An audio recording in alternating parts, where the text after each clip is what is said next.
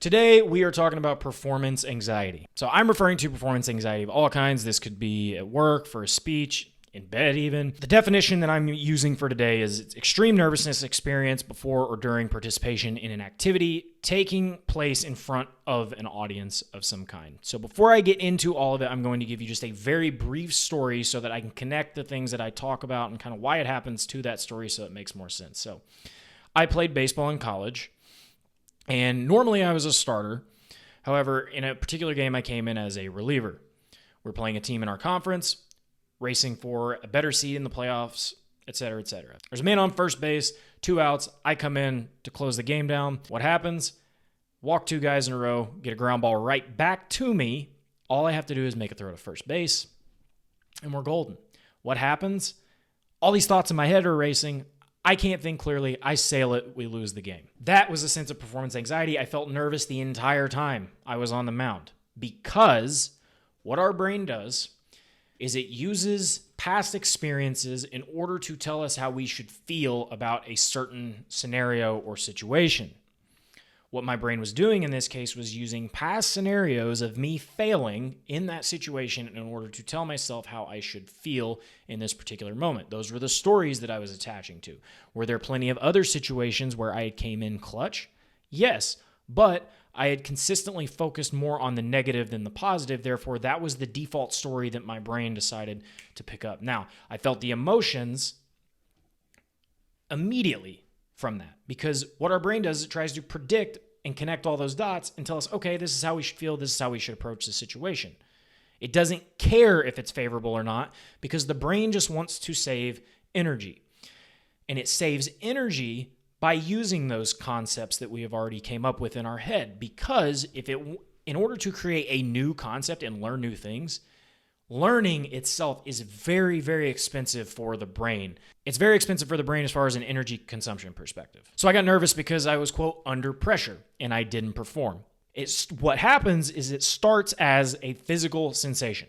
We notice it in our body. Anxiety, stress, it's very shallow. We tend to feel it right up here, or at least I do. I feel it there. Our breaths are shallow. Everything we do is rigid, not very fluid, not very deep, right? So how do we stop this? You have to shift your focus. And before you click off of this, I know most people are like, oh, you got to change your thoughts. Just shift your focus to something happier. That's not what I'm going to tell you. I am going to give you a much better, actual proven alternative.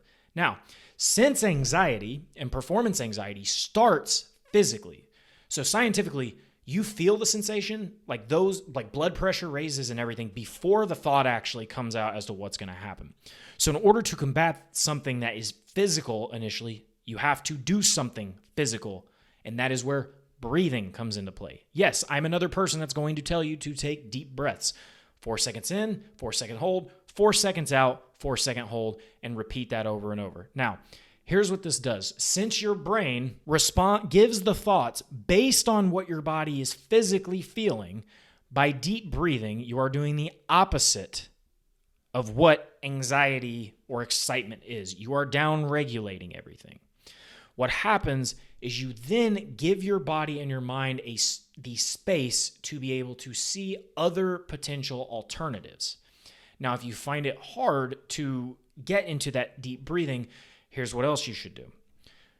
Focus on one thing in your physical environment intently. Now, Andrew Huberman goes into this on his podcast. You can go listen to him, but he talks a lot about how your focus, what you are physically focusing on, is going to affect, your anxiety and your physical feeling in a certain situation. So if you can physically focus on in a baseball perspective, on the lace of a baseball, and deep breaths in, you will take all of your focus off of everything else going on and allow your body to come back to a much more relaxed state, which is going to give you more favorable stories in your head about what is going on. Because since you feel relaxed, your brain is going to think, oh, we've been in this situation before also where we were doing really well and we felt this relaxed. Therefore, that should be a repeatable thing for us. And that is how we are going to come out of this on top. Now, little caveat, if you are doing something new or something that you're not used to doing, I have found it useful to think something more along the lines of, I'm going to suck at this. Like just going into prepared, being like, it's my first time doing something. Nobody is ever good their first time doing something. I am going to suck. You set the expectation up front that you are going to be bad. Therefore, you're not trying to lie to yourself that you're going to be the best thing ever. And then you're just going to disappoint. You're not going to disappoint yourself when you don't perform well.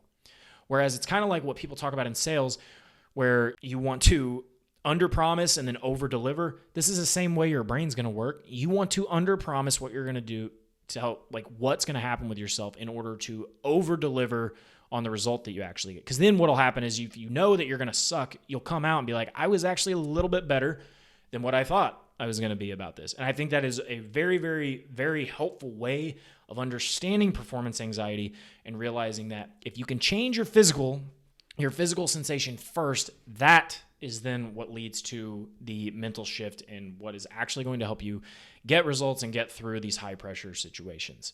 And I think that's what the best athletes do in order to become clutch, and why they are so relaxed in those high and like championship situations is because they have the ability to down regulate their entire system and then focus on what is actually going on right in front of them. So hopefully this helped. Until next time, peace.